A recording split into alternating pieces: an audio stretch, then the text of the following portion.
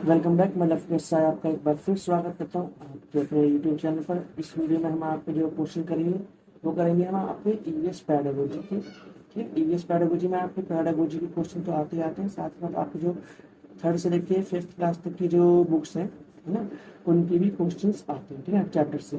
तो 30 क्वेश्चनों में से आपके 5 से 7 या आप 10 भी बोल सकते हो, कई बार पेपर में 10 क्वेश्चन भी आए हैं जो आपकी बुक से हैं, और जो 20 क्वेश्चन है वो आपके पैडागोजी का है। अब 20 क्वेश्चनों में से भी आपके जो है 2 से 3 या 5 से 7 क्वेश्चन आपके जो है रिपीटेड होते हैं। जो जैसा आपका घटपर्णी नाम का वो है, जो पौधा है, वो आपका बहुत ज़्यादा रिपीटेड होता है।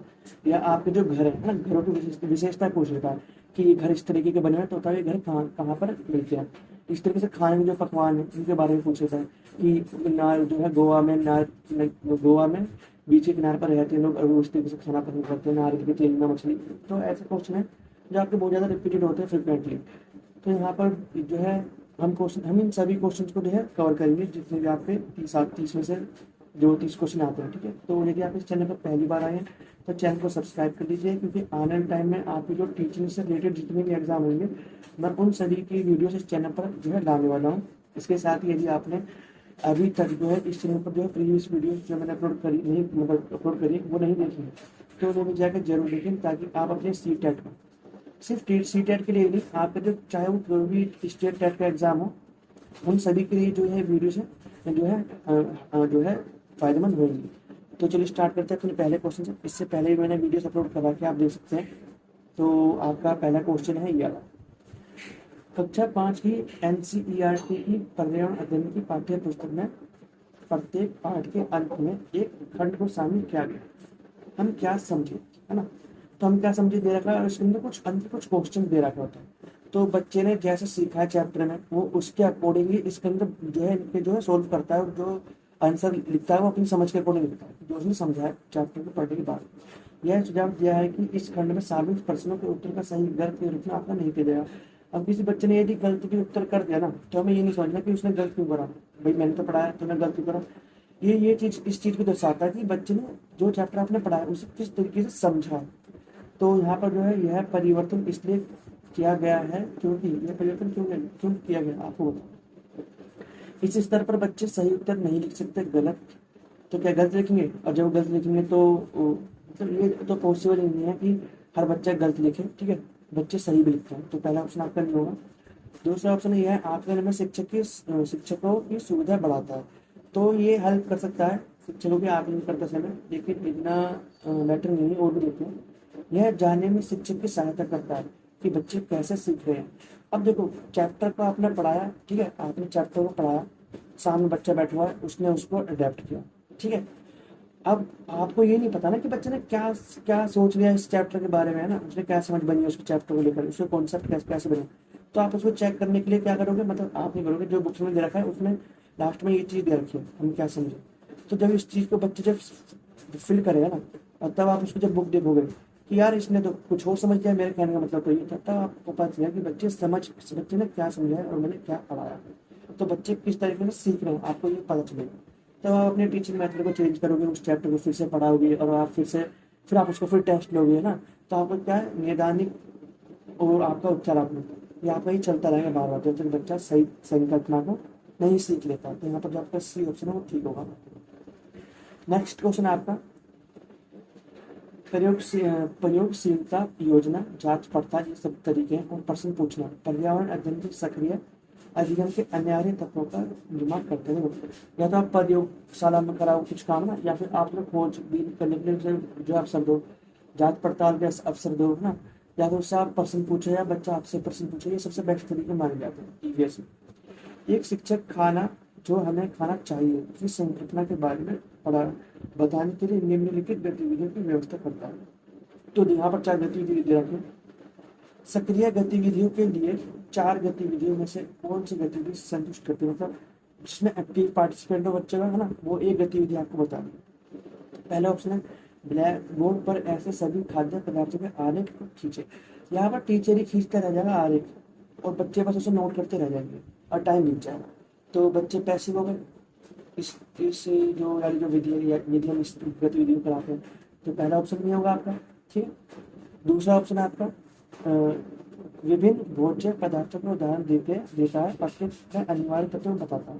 तो ये भी पैसे हो गया, क्योंकि बच्चे यहाँ पर पैसे बच्चे सिर्फ सुन रहे हैं, नोटबुक में नोट करें। तो ये इससे भी टाइम बीत जाएगा, ठीक है ना। 45 मिनट का कुछ होता है ना आपका, या 30 मिनट का 45 मिनट होता है यहाँ पर। यहाँ पर आपका दूसरा ऑप्शन भी गलत हो गया। थर्ड ऑप्शन आपका शिक्षार्थी से कहता है कि सभी के संभावित स्रोतों से संभावित जानकारी एकत्र करें। अब देखो, बच्चा अपने पापा से पूछेगा, मम्मी से पूछेगा, अपने दोस्त से पूछेगा, कहीं उसने देख लिया कुछ लोगों को खाते हुए, तो उसकी भी इंफॉर्मेशन टीचर का होता है। बच्चा क्या है यहाँ पर एक्टिव है, एक्टिव लर्निंग हो रही है ना। अधिगम करता है, जो अधिगम जो लर्निंग कर रहा है, जो लर्नर है वो क्या एक्टिवली पार्टिसिपेट कर रहा है। ये एक्टिवली जो है पार्टिसिपेट करने का फायदा क्या है, बच्चे के मन मस्तिष्क में ये चीज़ हमेशा के लिए फिट हो जाएगी। तो ये जो बेस्ट तरीका आपका सी है, और फोर्थ ऑप्शन भी नहीं होगा, वीडियो दिखाते हैं हम इस तरीके से, तो ये भी बेस्ट है। नेक्स्ट क्वेश्चन आपका, कक्षा 4 के शिक्षार्थी को हवा सब जगह है प्रकरण पढ़ाते समय गीतिका निम्नलिखित गतिविधियों करने की योजना होती है। मतलब ये गतिविधि दे रखी है, प्रस्तावित गतिविधियों में से जो नीचे गतिविधि दे रखी है, एक विषय के प्रभावी ढंग से शिक्षण के लिए प्रसारित नहीं है। मतलब ऐसी गतिविधि बतानी जो इफेक्टिव नहीं है, जो बिल्कुल बेकार है, और 3 इसमें से अच्छी हैं जो फायदेमंद है। ये प्रकरण पढ़ाने, चैप्टर या टॉपिक पढ़ाने में, सब टॉपिक पढ़ाने में बोल सकते हो आप। पहला ऑप्शन है शिक्षार्थी को क्षेत्र भ्रमण पर ले जाना। तो यार देखो, हवा सब जगह है, तो हवा कमरे में भी होगी, ठीक है ना, खाली बोतल में भी नहीं, खाली बोतल के अंदर भी होगी, ठीक है। और आपका हर जगह हवा बताइए, तो हर जगह हवा है, तो हमें बाहर ले जाकर पढ़ाने की जरूरत नहीं पड़ेगी इस टॉपिक को या इस सब टॉपिक को, क्योंकि हम क्लास में ही बता सकते हैं। देखो इस रूम में भी हवा है, एक बैलून दिखाकर इस बैलून में भी हवा है, एक बोतल दिखाकर इस बोतल में भी हवा है, पूरी खाली बोतल उल्टी करके दिखा के ढक्कन हटा के तब भी मान्यता है, बोतल इस तरीके से दिखा के, ठीक है, तब भी इसमें हवा है, ठीक है। हमें बच्चों को पढ़ाना, तो हम बाहर क्यों लेकर जाएंगे, तो सबसे कम इफेक्टिव आपकी ये आपका ये आंसर हो जाएगा, फर्स्ट ऑप्शन पहले ही आंसर हो गया। और भी ऑप्शन देखेंगे, प्रकरण से संबंधित प्रश्न पूछना, इससे संबंधित प्रश्न पूछेंगे, ठीक है, बच्चे पूछेंगे ना, हवा सब जगह है, क्या यहाँ पर भी हवा है, क्या वहाँ पर भी हवा है, क्या बंद गुफा में भी हवा है, ठीक है, बंद कमरे में भी हवा है। तो बच्चे ऐसे क्वेश्चन पूछ सकता है, मतलब कैसे भी पूछ सकता है। तो फोर्थ ऑप्शन आपका ठीक होगा, इफेक्टिव तरीका है। संकल्पना को समझाने के लिए मल्टीमीडिया कैप्सूल का प्रयोग करना, तो ये भी एक तरीका अच्छा है ना। और ये ऑप्शन आपका विशिष्ट उदाहरणों से संकल्पना की व्याख्या करना, ये भी तरीका अच्छा है। लेकिन सबसे बेकार तरीका जो है ना, या सबसे कम इफेक्टिव जो तरीका है, वो ऑप्शन नंबर फर्स्ट है। तो हम इसको ग्रीन पेन से लगा देते हैं, कभी आप कंफ्यूज हो जाओ, ये हो ग्रीन पेन से। नेक्स्ट क्वेश्चन आपका, पर्यावरण अध्ययन के पाठ्य पुस्तकों में विभिन्न प्रकरणों में एक खंड करके देखो। तब बच्चे ने टीचर से सीखा, ठीक है, अच्छी बात है, लेकिन बच्चे जब खुद करके देखेगा ना, तो जब अच्छी और इफेक्टिव लर्निंग होगी, ऐसा ही कहने का, ऐसा मानना है एनसीएफ का, ठीक है ना। या हम ये बोल सकते हैं कि जो टीचिंग से रिलेटेड जितनी संस्थाएं, जितनी गवर्नमेंट एजेंसी है उनका, है ना। तो जिसका उद्देश्य क्या है, इसका उद्देश्य क्या है, प्रत्यक्ष हस्तपरक अनुभव उपलब्ध कराना। बिल्कुल डायरेक्ट कर रहा है ना बच्चा, डायरेक्ट मतलब खुद कर रहा है अपने हाथ से, तो डायरेक्ट कर रहा है, तो इससे क्या एक्टिव लर्निंग हो रही है, और इससे बच्चा क्या ज़्यादा सीखेगा, ज़्यादा लंबे टाइम तक सीखेगा। हम ऐसा मानते हैं कि जो बच्चा खुद करके कुछ चीज़ सीखता है ना, उसके माइंड में कम से कम 92% तक छाप छोड़ के जाती है, ठीक है। एक ही बच्चा वो एक बार कर लिया, और उसे फिर 6-8 महीने 1 साल तक नहीं करता, तब उसमें फिर वो माइंड से धुंधली होने लगेगी धीरे धीरे, और वो फिर 80 हो जाएगी, फिर 70 हो जाएगी, फिर 60, इस तरह से कम होती जाएगी। एक टाइम पर आपने माइंड में से 20% तक इस और रुक जाएंगे, ठीक है, ठीक है ना, ठीक है। तो पहला ऑप्शन आपका सही होगा। और ऑप्शन देखते हैं आपका, परीक्षा में निष्पादन को सुधारना, ये उद्देश्य नहीं है। वैज्ञानिक शब्दावली की परिभाषा पर हम जोर नहीं देंगे। घर में शिक्षार्थी को व्यस्त रखने के लिए हम ये जो है खुद करके देखना, ये प्रकरण नहीं ऐड किया गया। इसके लिए हम होमवर्क देते हैं, और होमवर्क का मतलब भी, होमवर्क का फायदा ही होता है, होमवर्क का मतलब ये नहीं कि बच्चों को हमें व्यस्त रखना है, होमवर्क का मतलब ये है कि बच्चा जो स्कूल में पढ़ाया ना, उसकी प्रैक्टिस कर सके। अब प्रैक्टिस लेके मैन परफेक्ट है, तो ऐसा आपने सुना हो, तो ये भी नहीं है, व्यस्त रखने के लिए नहीं देते होमवर्क। तो आपका पहला ऑप्शन ही सही बैठ रहा है। नेक्स्ट क्वेश्चन आपका, पर्यावरण अध्ययन में एक अच्छे दत्त कार्य का मुख्य लक्ष्य होना चाहिए। मतलब दत्त कार्य मतलब आप होमवर्क मानते हो उसमें ना। प्रभावी अधिगम के लिए पाठ की दोहराई, तो ये ठीक है भाई, जो हमने पढ़ा है एक बार पढ़ने से हमें भी याद नहीं हो पाती चीज़ें, ठीक है ना। तो हम उस दो से दोहराने के क्या करते हैं, हम उसको रिवाइज करते हैं। लेकिन यहाँ पर टीचर लेवल पे, यहाँ पर टीचर, ये टीचर की जिम्मेदारी है, तो क्या करेगा, जो उसने स्कूल में पढ़ाया है ना, SCH स्कूल में जो उसने पढ़ा है वो उसे घर के लिए ले लेगा, ठीक घड़िया कार्य, ताकि जो प्रैक्टिस उसकी घंटे है वो प्रैक्टिस करे, उसके दिमाग में स्टेबल हो जाए। आज जो वो चैप्टर टीचर का, जैसे टीचर ने एक टॉपिक है, इसमें चार चार सब टॉपिक है, तो पहला टॉपिक पढ़ा है, उसके लिए घर के लिए कार्य दिया, फिर उसका टेस्ट दिया, ठीक है, फिर उसे निदानित करा, फिर उसका फिर टेस्ट दिया, फिर उसका उपचार करा, ठीक है, ये प्रक्रिया चलती है। और यही प्रक्रिया चारों में चलेगी। और उसके बाद फिर हम पूरे का सभी जो सब टॉपिक है उनका एक बार में टेस्ट ले लेंगे, ठीक है। तो ये एक तरीका है बच्चे को पढ़ाने का। तो ये हमारा मुख्य उद्देश्य क्या है, पहला ही ऑप्शन है आपका, और सब ऑप्शन आपके गलत हो जाते हैं। नेक्स्ट क्वेश्चन आपका, पर्यावरण अध्ययन के शिक्षक के रूप में चिड़ियाघर के भ्रमण का आयोजन करने का मुख्य उद्देश्य है। देखो, चिड़ियाघर लेके जा रहे हो आप बच्चों को, ईवीएस पढ़ाते हो और आप ईवीएस के टीचर हो, तो हमारा क्या मोटिव होना चाहिए। पहला ऑप्शन है शिक्षार्थी को आनंद और मजा प्राप्त कराना। देखो, बाहर बच्चे को हम घुमाने के लिए लेके जाते हैं, बच्चे के माइंड के अकॉर्डिंग तो रहता है भाई मजे करेंगे, लेकिन टीचर की जो समझ होती है वो ये होती है, मैं नहीं वहाँ लेके जाऊंगा, इन्हें मैं जानवर के चित्र बताऊंगा, इन्हें ऑब्जर्व करने के लिए बोलूंगा, ये अपने ऑब्जर्व करेंगे, उसे रिकॉर्ड करेंगे, ठीक है, फिर अपने रिपोर्ट्स का आपस में साझा करेंगे, मुझसे भी साझा करेंगे। ये टीचर पे जो अच्छा टीचर है वो इस जो है माइंड को, इस कॉन्सेप्ट को लेकर चलता है। तो पहला ऑप्शन नहीं होगा। दूसरा, नित्य शिक्षण कार्यक्रम की एक व्यवस्था को बदलना, तो ये भी गलत हो गया। थर्ड ऑप्शन है शिक्षार्थियों को सक्रिय अधिगम अनुभव उपलब्ध कराना। सक्रिय है ना, एक्टिव लर्निंग एक्सपीरियंस जो टीचर उपलब्ध करा रहा है बच्चों को, कैसे उनको भ्रमण पर ले जाकर, क्योंकि आपकी बुक्स में आपकी वो है ना ईवीएस की जो आपकी बुक्स है उसमें, मतलब ईवीएस में आपको दिया है 6 प्रकरण है आपके, कि आपका एक हो गया घर, परिवार, मित्र, आवास, है ना, चीजें कैसे बनाते हैं, जल है आपका, है ना, वाहन, यातायात, तो ये चीजें है ना आपके 6, जहाँ तक मुझे पता है।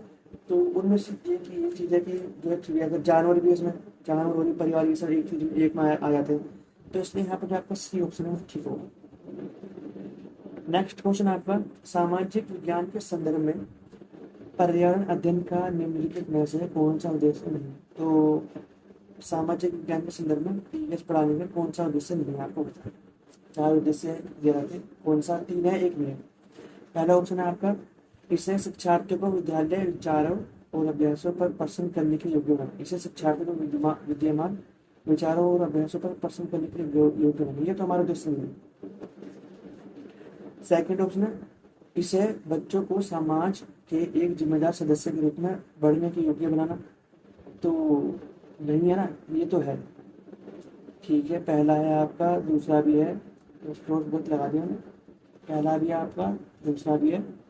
थर्ड ऑप्शन है, इसे बच्चों को संस्कृति अभ्यास में विविधता का सम्मान करने का, अलग अलग संस्कृति के बच्चे हैं तो सभी का सम्मान करना है, बच्चों का नहीं, बच्चों का भी करना है, संस्कृति का भी करना है, ठीक है। फोर्थ ऑप्शन है, इसे बच्चों को मुख्य शब्दावली की सही परिभाषा याद, रटने पर जोर नहीं देना, हाँ, जोर नहीं देना, शब्दावली पर जोर नहीं देना, तो आपका जो फोर्थ ऑप्शन है वो गलत है, और जो उद्देश्य नहीं है वही पूछा था। पहले मैंने इसलिए लगा दिया था क्योंकि मुझे लगा शायद उद्देश्य जो है कुछ ये सोच कर, तो हम इसका ऑप्शन हो गया, तो यहाँ पर आपका फोर्थ ऑप्शन वो ठीक होगा, नहीं वाला आपका फोर्थ ऑप्शन है। नेक्स्ट क्वेश्चन आपका, कविता पर्यावरण अध्ययन की कक्षा में गरीबी, निरक्षरता और वर्ग असमानता जैसे सामाजिक मुद्दों पर बल देना चाहती है, ठीक है। निम्नलिखित में से कौन सा अधिगम अनुभव इस उद्देश्य की प्राप्ति में अधिक प्रभावी होगा। तो कौन सा अधिगम अनुभव इस उद्देश्य की प्राप्ति में सबसे ज्यादा प्रभावी होगा। संबंधित मुद्दों पर विशेष व्याख्यानों का आयोजन करना। व्याख्यानों का आयोजन करने से बच्चे के दिमाग में कुछ ही क्षण तक रहेगी, फिर भूल जाएंगे, खेलने लगेंगे भूल जाएंगे। शिक्षार्थियों को संबंधित सामाजिक मुद्दों पर चार्ट तैयार करने के लिए कहना, इससे भी फायदा नहीं होगा, चार्ट जल्दबाजी में तैयार कर देंगे उल्टा सीधा और बात खत्म। थर्ड ऑप्शन है, शिक्षार्थियों को संबंधित जानकारी एकत्रित करने और उनका विश्लेषण करने के लिए सामूहिक परियोजना लेने के लिए कहना। तो आप ये चीज क्या होगा, ठीक है, इससे एक्टिव लर्निंग हो रही है। दूसरी बात, जब वो आप ये बोलोगे कि भाई खुद ही जानकारी जुटाओ, तो जब वो जानकारी जुटाएंगे तो वो अपने पेरेंट्स से पूछेंगे, अपने आस पड़ोस से पूछेंगे, अपने दोस्तों से पूछेंगे, नाना चाची कोई ऐसे भी लोग हुए उसके परिवार में तो उनसे पूछेंगे, तो उनको कहीं ना कहीं पता चलेगा, वो बताएंगे जब वो सुनते हैं इन चीज़ों को, क्या पहले ऐसा होता था, गरीबी के ये कारण है, इससे लोग मर रहे हैं, तो उनको कहीं ना कहीं समझ आएगी ना, संवेगात्मक रूप से उनमें वो सेंसिटिव बनेंगे, ठीक है। उनका विश्लेषण करेंगे कि यार इसकी मौतें हो रही है, क्या हो रहा है, मतलब छोटे बच्चे मौतें तो नहीं, हम कुछ और चीज़ ले सकते हैं और कुछ और फैक्ट ले सकते हैं, है ना। तो क्या, और सामूहिक परिणाम तो बीच में होगा ही। तो क्या है, बच्चे सबसे ज़्यादा सीखेंगे इस तरीके से। सबसे प्रभावी सीखने का उद्देश्य क्या है, ना तो उद्देश्य हमारा क्या है, ये इस तरीके से बच्चा सीखेगा तो सबसे प्रभावी तरीके से सीखेगा। तो आपका जो सी ऑप्शन है वो ठीक होगा, डी भी नहीं होगा, स्लोगन लिखना। नेक्स्ट क्वेश्चन आपका, प्राथमिक स्तर पर पर्यावरण अध्ययन में रचनात्मक आकलन को शामिल नहीं करना। तो रचनात्मक आकलन में शामिल नहीं करना प्राथमिक स्तर पर, आपके जो देखे हैं विद्यार्थी को शामिल आकलन, अच्छा, रचनात्मक आकलन में क्या शामिल नहीं करना आपको बताना यहाँ पर जो है। पहला ऑप्शन है शिक्षार्थियों के अधिगम नियुक्तियों की पहचान करना, ये तो शामिल करोगे आप रचनात्मक, है ना। एक तो मतलब पहले बच्चे का इसके बीच में जो गैप है ना, उसको आपको फुलफिल करना, तो रचनात्मक आकलन से आपको पता चलेगा, ठीक है। पहला ऑप्शन आपका ठीक होगा। दूसरा ऑप्शन शिक्षक में कमियों की पहचान, कहाँ कमी आ रही है आप ये भी पहचान करोगे, रचनात्मक आकलन से आपको पता चलता है। शिक्षार्थी के सीखने को बढ़ाने, तो इसको भी आप शामिल करोगे, लेकिन आप विद्यार्थियों की ग्रेडिंग और रैंकिंग करना कि ये बच्चे के ज़्यादा नंबर आए तो ये फर्स्ट है, इसके कम आए तो सेकंड है, इसके और कम आए तो थर्ड है। हमें ऐसे नहीं करना, रैंकिंग भी नहीं करनी और ग्रेडिंग भी नहीं करनी। तो यही ऑप्शन होना चाहिए, इसमें नहीं वाला ऑप्शन पूछा था, तो आपका जो फोर्थ ऑप्शन है वो यहाँ पर सही होगा, जो यहाँ पर आए। नेक्स्ट क्वेश्चन आपका, नीचे लोगों के कुछ क्रियाकलाप दिए गए हैं, ठीक है, तो आपको बताना कौन सा सही है। पहला, खानों का उत्खनन, खुदाई। नीचे लोगों के कुछ क्रियाकलाप दिए गए हैं, पहला खानों का उत्खनन, ठीक है। बांधों का निर्माण, ये भी ठीक है। बाजार में बेचने के लिए पत्तियों एवं जड़ी बूटियों इकट्ठी करना, ये भी ठीक है। बांस से टोकरी बनाना, गिरे हुए पत्तों से पत्तल बनाना, इनमें से वही विकल्प को कौन सा है, इसमें से वह विकल्प कौन सा है जो जंगलों के गायब होने का कारण जिम्मेदार है। तो जो जो खाने होते हैं ना आपके, जो क्या है, जंगलों का जो गायब हो रहे हैं वो उसका रीजन क्या है, हम खुदाई करते हैं, उत्खनन करते हैं। खुदाई आप पहाड़ों में भी कर सकते हो और आप जमीन में भी कर सकते हो। तो जमीन में करोगे तो जंगल के पेड़ काटने पड़ेंगे, ठीक है। तो पहला ऑप्शन तो आपका ठीक है। बांधों का निर्माण, बहुत बड़ी जगह पर बांध बनाया जाता है, बहुत बड़ी जगह पर, पूरे का पूरा जंगल का जो एरिया सारा सपाट रहता है, तो ये भी एक तरीका है जो जंगलों का गायब होने का। और सब आपके जंगलों के गायब होने के तरीके नहीं है, ठीक है, ये सब जंगलों के गायब होने के तरीके नहीं है। ई सी और डी, ए और बी, तो ए और बी वाला ऑप्शन आपका बी में, तो बी ऑप्शन आपका ठीक होगा। नेक्स्ट क्वेश्चन है आपका, कांसे के बारे में सही कथन चुनिए, ठीक है। पहला ऑप्शन है कांसा लोहे चांदी और तथा स्वर्ण की भांति एक तत्व है। तो सोना चांदी तथा स्वर्ण की तरह एक तत्व है। कांसा यार ये तो नहीं होगा, क्योंकि कांसा देखो चांदी में कुछ नहीं मिलाया था, सोने में कुछ नहीं मिलाया था ना, वो बात रहेगा, आभूषण बना लेते हैं, लेकिन जो कांसा है वो दो चीज़ों को मिलकर बनाया जाता है, ठीक है। आपको अगर नहीं पता हो तो देखते हैं, कांसे को तांबा का टिन से मिलाकर बनाया जाता है, देखो बोलते हैं ना। लेकिन आप चांदियों की दो चीज़ों को मिलाकर बनाते नहीं, तो दूसरा ऑप्शन ठीक है, पहला रखते हैं।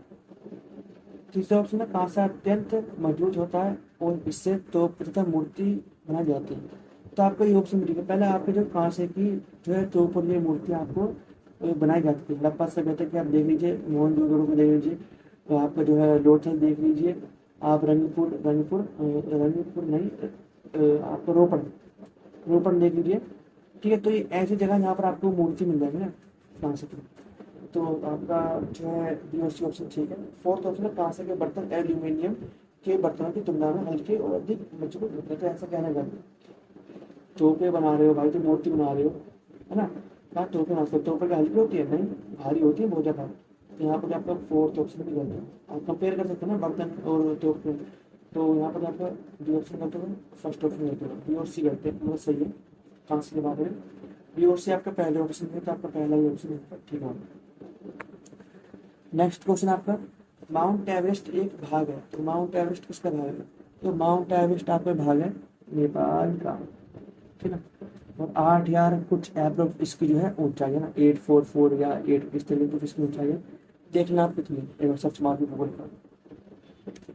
नेक्स्ट क्वेश्चन आपका, नीचे दिए गए कर्तव्यों उत्तरदायित्वों का अध्ययन कीजिए, ठीक है। अन्य लोगों का सामान उठाने में मदद करना, कि जो आप करोगे भाई देखो उत्तरदायित्व है ना कुछ लोगों में मदद करते हो ना आप, तो बाहर जाते हो तो किसी बड़े बुजुर्ग की हेल्प करने की लगता है कि उसे हेल्प की जरूरत है, आप कर देते हो आप।